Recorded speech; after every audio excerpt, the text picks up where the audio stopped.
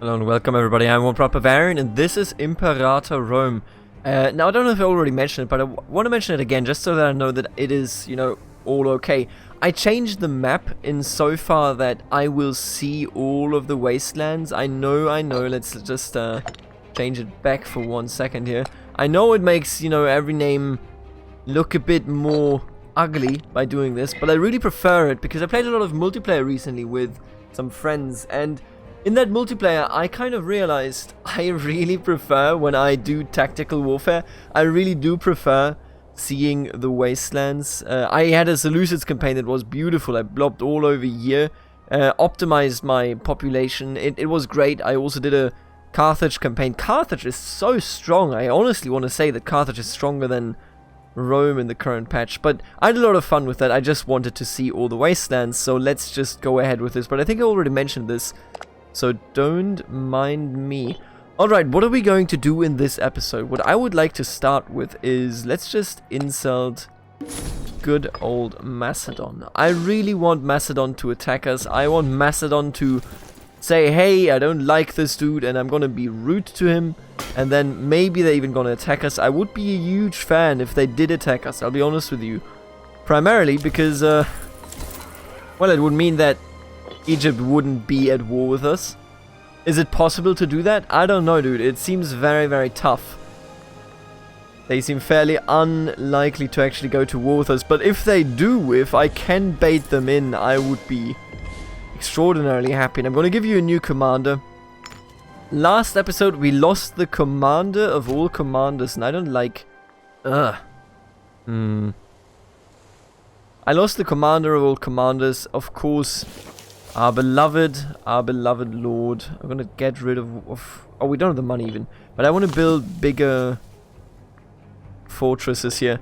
Our beloved Agathocles. And I'll be honest with you, Look, I read all of the comments, you know this. And in the last couple of weeks, not just in Imperator, but in the last couple of weeks just in general, I feel like I've been focusing more and more on just playing the game, kind of.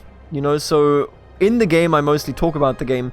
And I feel like it is time to not just do that, because when it comes to Imperator, this is a new game, there's a lot of criticism of the game, and most of it, or some of it, let's just say some of it, because I don't want to say most of it. I've seen some stupid ass comments, don't even at me, okay? I've seen some comments where it's just like, it makes no sense what is being said there. As somebody that has played these games for 13 years, I've seen games in various release states. I've seen games in various, emptiness states. And whereas there's a lot of stuff broken in Imperator when it comes to, migratory troops, you've seen them stand in lakes, you've seen them be unable to settle anywhere, and all of those things, those are obviously broken. That is upsetting. There's some quality of life stuff that shouldn't be the way it is. I completely understand it. I agree with it.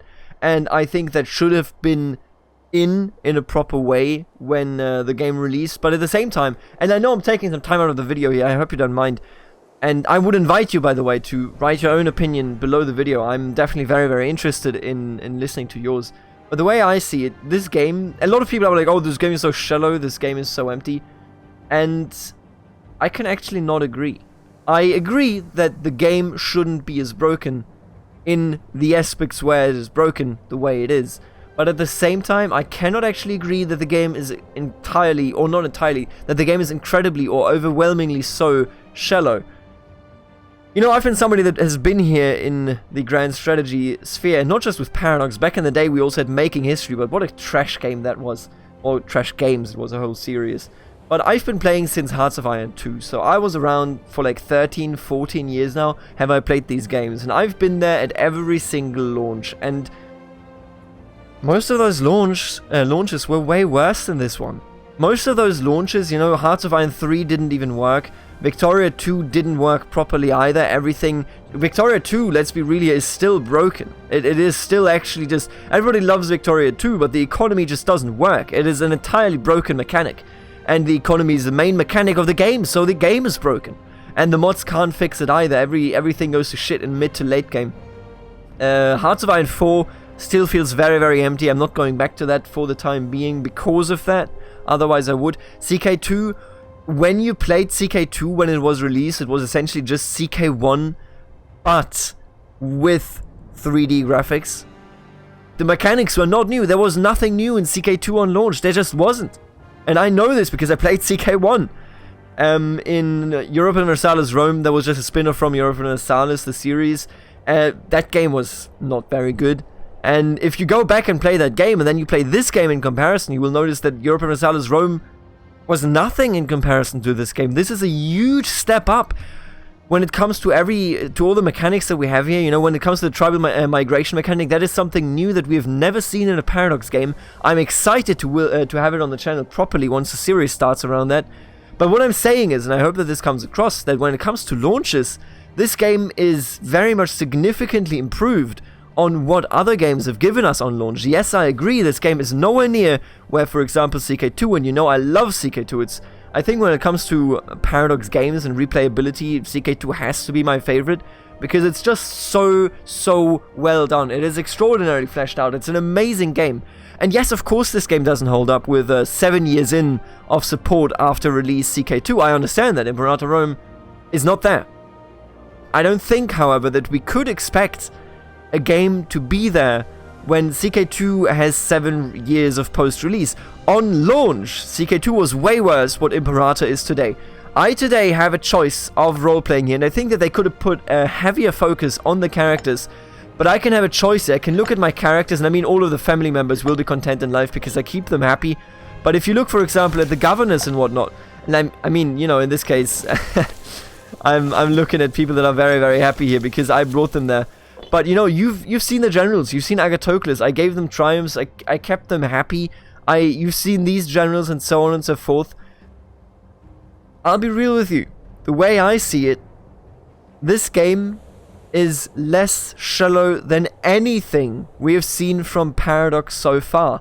And this game is less EU4. And EU4, let me tell you, most people have forgotten this because EU4 appears to be very beloved in the community. I don't like the game. I still don't like it. But the thing about it is, everybody hated it when it was released. It was, everybody, you should have been on the forums. Everybody was like, this is a terrible game, sucks ass, way worse than EU3. And the best part was, it was true. Imperator Rome is EU4, but plus. Because you have all the roleplay mechanics here, you have all the population mechanics here. It's way different. I understand that this game isn't for everybody. And I understand that people probably had some wrong illusions about what they wanted to see in this game. But I at least, you know, would like to see some... I would like to see everybody to like take a step back and look at the game in the context of other games, because this is the most complete game that we've gotten from Paradox ever. I've been there for all the launches except for like Europa Universalis 1, Hearts of Iron 1. I've been there for all the launches. Victoria 1, 2. This game is without a doubt. There's not even... I don't understand how there's a debate around this. This game is without a doubt the most complete Paradox game that we have ever seen. And just because of that, I actually support it. It is buggy. It is very buggy, and there's no need to say like, oh, but Hearts of Iron 3 was buggier, bro. No, it is very buggy. It shouldn't be that way. It just simply shouldn't be that way. That's a fact. That's the way it is, and I'm not going to change my opinion on that. There's a certain group of people that can't even play the game without entering a command into the command console, because the game asks for more threads in their CPU than they have, because the game wasn't built for their, like, you know, bad CPUs. But at the end of the day, you know, those are bugs that shouldn't be in it. I'm not happy about that. I'm very much not happy to see that, and that is what makes me unhappy about the game. But when it comes to the quality of the original project that we got here, are you kidding me? There's so much roleplay potentially, and the warfare is better than in any game except for March of the Eagles. But March of the Eagles was absolutely shit in everything but their warfare aspect. Yeah, that's my opinion on it. I would really love to hear yours. Ooh, and a fortress being built. That's very, very interesting. I might actually do... oh. Really? Level 2 fortress? Absolutely. Improve it, baby. Nobody takes my Crete. I'll be honest with you. That's my opinion, and I would love to see your opinion on it. I would hope that, you know, you kind of reflect on my opinion. Just in general, I understand that there's like a bit of a circle jerk, and I don't mean to say that to like disregard the opinions of the people that say the game is terrible. It's just like, in the context of history and what we've gotten, this is so many steps up, and what you don't even, like what most people don't even recognize is the work that they have done. And I will actually showcase this. Look, this is a bit of a different episode. I will showcase this. Let me save the game right now. What they have done in terms of modding capabilities is out of this world, and you have to realize that they integrated those modding capabilities in their development process, meaning that also took part in it. I don't know if anybody's showed this off, but have you seen this? Have you seen this? This is where modders can check for their assets, where they can see everything when it comes to the character editor, where they can go over here and let me actually grab some DNA here. Let me grab a random Greek one. I'm gonna take this one. I'm gonna give it to the lady. And I'm gonna grab, let's say, a random Britannic one. I'm gonna grab this one, give it to the lad. And then you can do generate. And this shows off what the kids will look like of those two people. It's an incredible amount of detail that modders now have to check how their assets work, how what they integrate into the game works. And this is if other people, for example, these people, you can see this is Tibetan, this is African, I believe this is Greek, I'm not sure. This is also Germanic again. You can see how it turns out if you have different gene pools added into the gene pools that you already have going. It's insane, and you're telling me, oh, they didn't do any work. No, they did work. Are you not seeing this? Am I the only one that looks at this and realizes how big this is for modding? Or am I the only one that realizes how big this is for modding? And we gotta let it load here. It's gonna take a second. Might crash the game because you already played, but usually you start it from Steam setting where you change it so to make it stable. But let's see if it works. Nah, it crashed. Okay, give me one moment. You gotta do it from the start, otherwise it's fucked. And that is understandable because we already edited the map when we loaded in here. But let me show you the map editor. I don't know, maybe most people just aren't aware of this, but this stuff is huge. It changes the face of Paradox games. And everybody's like, oh, they just let it fix with modding and DLC. But the thing is, the support that they have integrated into modding in this game is equal to internal development assets. I'm serious here. What they have integrated here is absolutely 100% equal to what we have in actual game development companies when it comes to the quality of the tools that they have inside of their company. They're essentially giving us their company tools. And I think that is a huge step. That is a huge step and endorsement of modding and a huge support for it that you don't see anywhere else. You just don't have it unless it's entirely open source. But even then, everybody works with their own tools. All right, we are almost loaded in again here. And now if you do it again, if you do it immediately, it just doesn't crash, so don't even sweat it. New game. Thank you very much. We're going to go into observe mode, and then I'm going to enter the password. I could have changed it in the Steam setting, as I mentioned beforehand, but I know that this also works, and it's perfectly fine with me. So the way I see it, everybody just glances over this and doesn't recognize just how big of a change of pace and how big of a change of culture this is. Here we go. So what you can do is here, you can look at the height map, you can paint the entire height map right here. You can do it all here, it generates the files for you. Have you modded these games beforehand?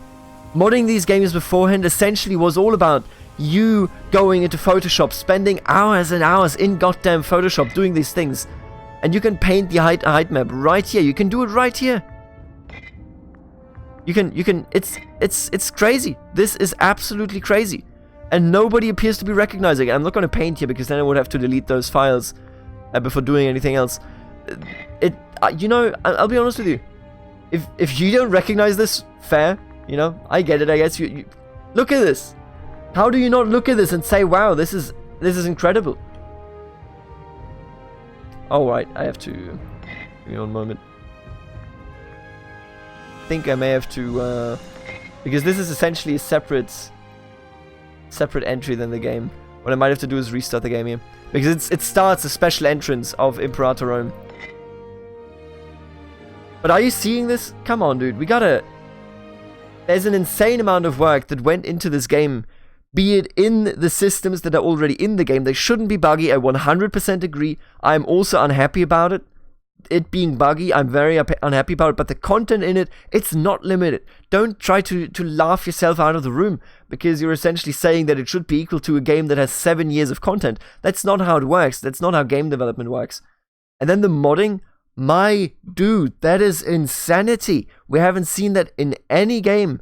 And I'm not even done yet showing you the modding. I'm already almost done, but only almost, not fully. It's just, look, I understand people being unhappy with the game. If it's not the product that they expected, refund it. That is 100% your right. I support you. I think consumer support is very, very important, especially in gaming where you have a very few monopolized works. Was it this one? No, it wasn't this one. Let me check. It was environment. Might have been. No, it was none of those. Oh, here we go. Look at this stuff. They actually have a compound node editor. You can code in here. You can do everything that you want to do. You can write. Are you not seeing this? Am I the only one that knows that this is a huge step away from what we had? Alright, I'm done. I'm done talking about this because I actually want to give you some gameplay, right? Nice Sparta series, you idiot. You just talk about what you think about the game. I get it. I get it. Look, you're not here for me talking about this, but I'm telling you straight up, I hope that we can all evaluate the game for what it is and not just for what we wanted it to be.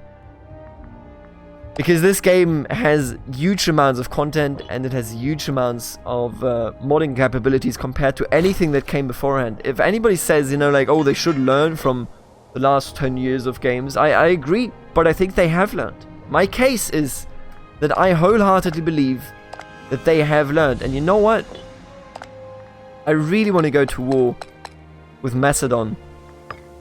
And Thrace would be called in on their side. What a shame. So what we gotta do is we do, as I said earlier today, I want to kind of bait them into attacking me because that would make everything so much easier. How much commerce do we have? Ooh, that's a decent amount of commerce. I'm going to take the national commerce income here. Just so that we are in a position to earn more money and actually sustain our army, because we are in a warfare situation, most certainly going to lose money, which I'm not the biggest fan of, I will admit. And all of those are really not that good. I'm going to put Agathocles in charge here. You have an 8. Okay. You have a 9. Oh, you got a 10. Acrotatus. Yes, please.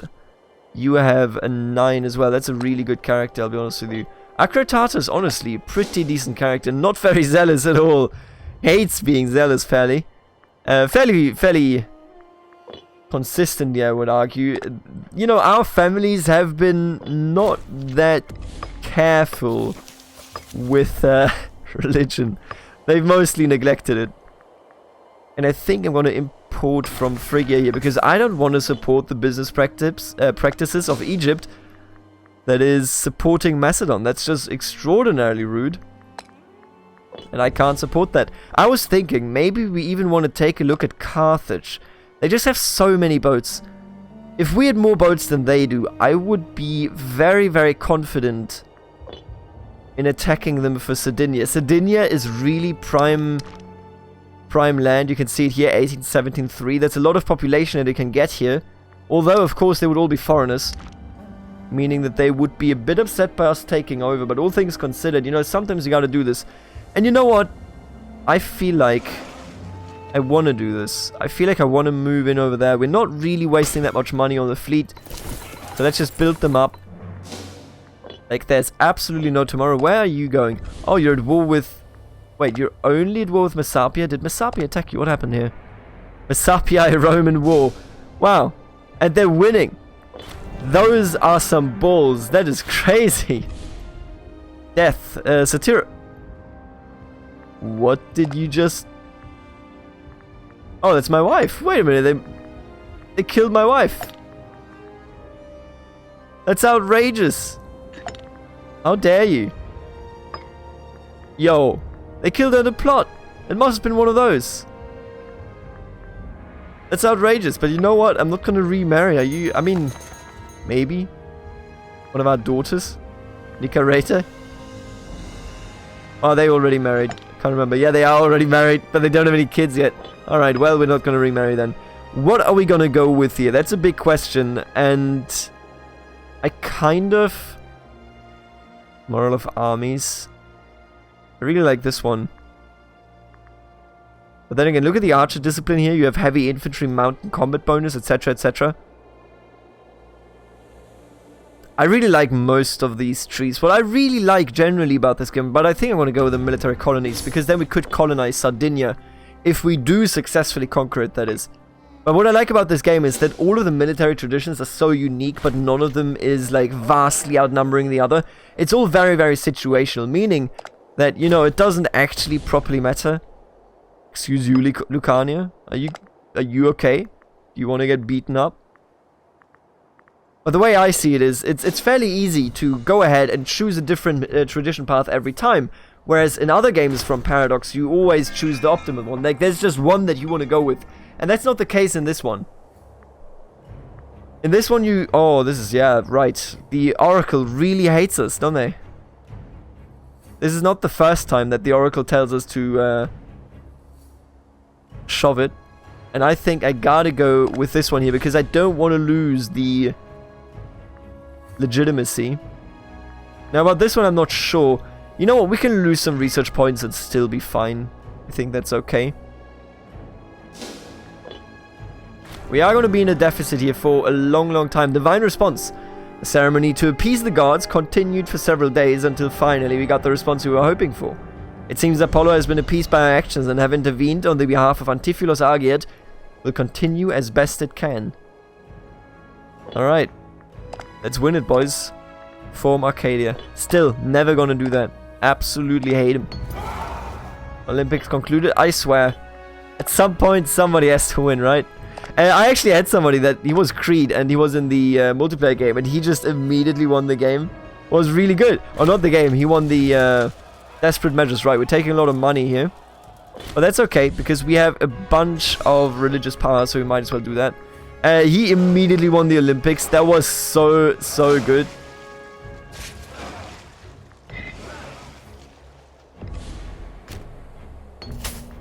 Tightening the strings, right.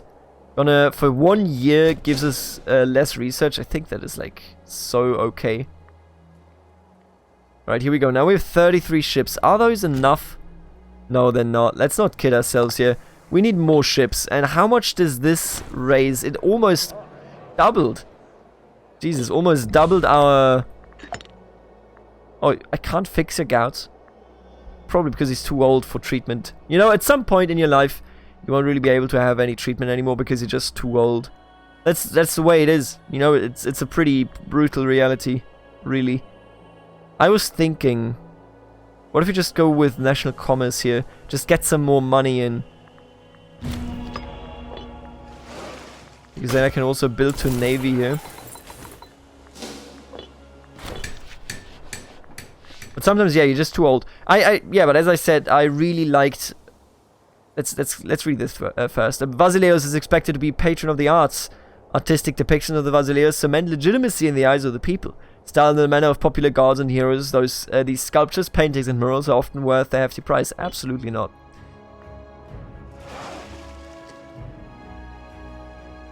But the way I see it, you know, I like that the military traditions doesn't give you one optimal path. You know, as Carthage, you choose a different North African tradition path as you start than, you know, if you, for example, started as Massacelia.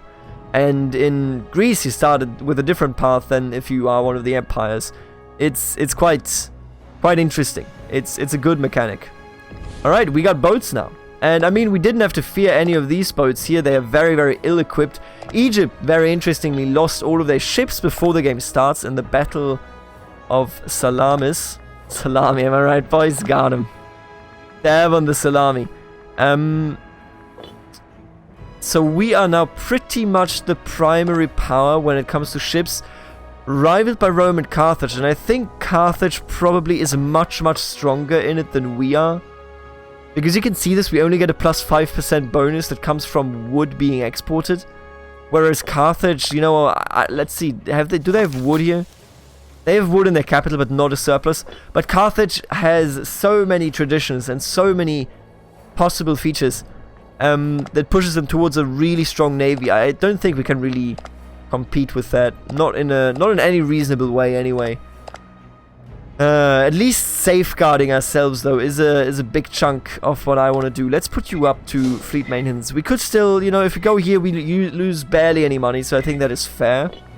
I'm going to use those boats, of course, to get rid of these 18 pirates. God damn it, dude. Stop being pirates. And the war here is turning now against Messapia, so that was to be expected, in my opinion.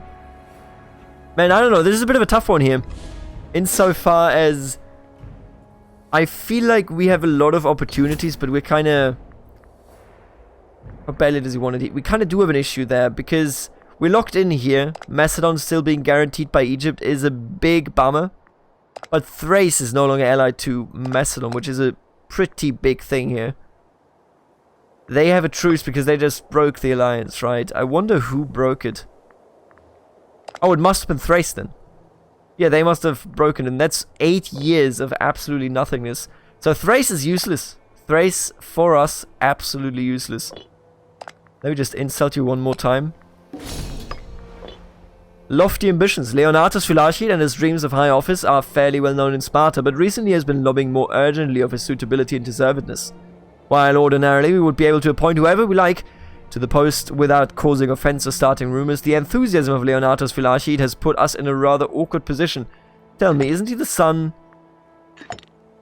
Wasn't the name of Agathocles Philarchid? Am I confused here? Which family was Agathocles a part of? Let me take a look at all the families. I thought it was Philachos. Yeah, there you go. So it's the same family, but it's a different branch. How good are you? What is its job here? Archisomitophulax. You do, dude, that is a word that I can't pronounce. 10. He's so much worse. You're not getting that job. I'm telling you straight up. You're not getting it. No. Don't have any loyalty. See if I can. Jesus, that's a terrible, terrible dude.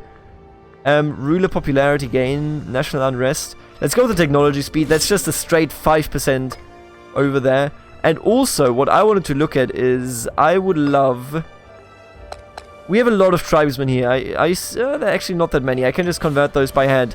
What really helps, and I've undervalued that policy, especially if you blob into Gaul, for example, you know, that sort of stuff. But here, there's not that many tribesmen, all things considered. We can just upgrade them to freemen. But there's one governor policy that I never talked about, and it's the governor policy of civilization effort. It makes it so that there's a chance that also some tribesmen can actually convert over to, you know, being either slaves or freemen. It is so good. I'm really in love with it. And I'm going to go for borderlands here, by the way, because I want the manpower, and that will generate more manpower for us. I'm a huge fan of that. As they grow, they will get us what we need to be getting here. They are fairly happy as well. That's actually quite nice. As long as they are Hellenic and or at least, you know, our culture group over here, that is okay. These people here obviously kind of... Yeah, look at this. You have some 88s if they're Siciliotes, but if they are Carthaginians, it's just a 58. Ugh. Quite a strong take. But look at this. We're almost making 1k, and honestly, at this point, that is a really, really good number. Let's take a look at Macedon. Macedon is larger than us. Wait, are they? No, we are larger than Macedon now. And they are not even close. Like, our cities, look at the city number here. Very, very close, but our manpower way better than theirs. Our income also way better than theirs. Is it time? You know what? I think I can build a 4th army, and I think with that 4th army, we can just take Macedon. I think in the next episode, I will just straight declare war on them. Who's going to stop me? Egypt? They don't have boats. I have boats. I'm okay. You know what? Let's do it. I'm ready. The main problem that I have at this point is the fact that we are really looking... Alright, let me do this episode. That we're really looking at losing the elephants and the camels as soon as we declare war. And that is a huge drawback that I am not a big fan of. I mean, obviously we're, you know, kind of relying on it. Where are you going? Marionium. There you go. We're kind of relying on it. It's just, you know, if I could trade with Carthage, I would. But you gotta realize, I just... Not too long ago, I declared war on them and essentially massacred everything I found. And then took all of their islands. So they're not going to be too happy about all of this, you know. They're going to be quite disturbed by what we did to them. I think we're fine overall. Let's turn this down. Let's turn all of this down again. Let's make some money here that we can use as a buffer. We're surely going to lose some money long term. Let's build all of these troops to you. 5 should be fine. Actually, let me take a look at the stats here. What are the stats between... You get nothing. You get nothing. Okay. As some nations, you do get some very significant stats for either the archers or the light infantry. So I'm going to just pick you up here. One more. And then 1, 2, 3, 4. 1, 2... Okay, there you go. Whew, I am ready. I am ready to rumble, and in the next episode, I will surely, hopefully, take out Macedon, come hell or high water. I will do what is necessary, and I will fight my way to the top here. And let's just put all this up here. Yeah, we're gonna lose a significant amount of money. We could balance it out. Yeah, look at this, $3. I'm fine with losing this. We could even go down on our character wages. I think we are in a good financial situation to do what we are about to do. So that's what I'm here for. I'm going to clean out Macedon in the next episode. I would really love to see your opinion on the game. What I would particularly love, honestly, is just which mechanics of the game do you have the most problems with? Where would you improve a bit? What I, for example, talked about, and you know what, I'm going to just mention this now. What I talked about a lot in the Discord as well, is that cultural conversion. I mean, this is obviously nonsense, right? They didn't become Macedonians just because the Macedonians ruled over them. But you can't really stop it from happening because the player has a vital interest in making people their culture. So I think there's a suggestion here where you have essentially a transitioning culture. As a Macedonian, you would create a hybrid between Egyptian and Macedonian in your first conversion step, and in the second conversion step you would create a full Macedonian, so that you would essentially see Macedonian Egyptian here, which makes a lot of sense. Empires aren't left, you know, entirely unchanged. Cultures aren't left unchanged if you rule over them for hundreds of years, but they obviously don't immediately become, you know, the same as a Macedonian over here. The language and all of that is still in a different situation. Yeah, they don't want to... They're not feeling threatened, do they? So I think that is one of those things that irks me a bit, the culture. I think that can be changed, though, with what I said, and can be changed fairly easily there. If you change it to a hybrid culture, and then to the normal one. I think that's fine. The modifiers there should also work out, but, you know, I'm interested in what they're gonna do in the long term. Look at Philakid. What I love about them is, are you seeing the prestige here?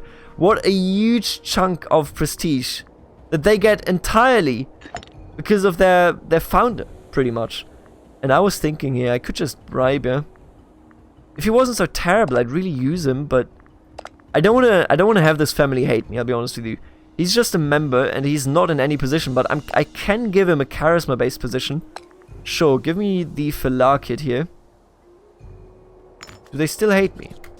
No, there you go. Alright, they are happy again. I will see you in the next episode. Let me know what you think, and have a good one.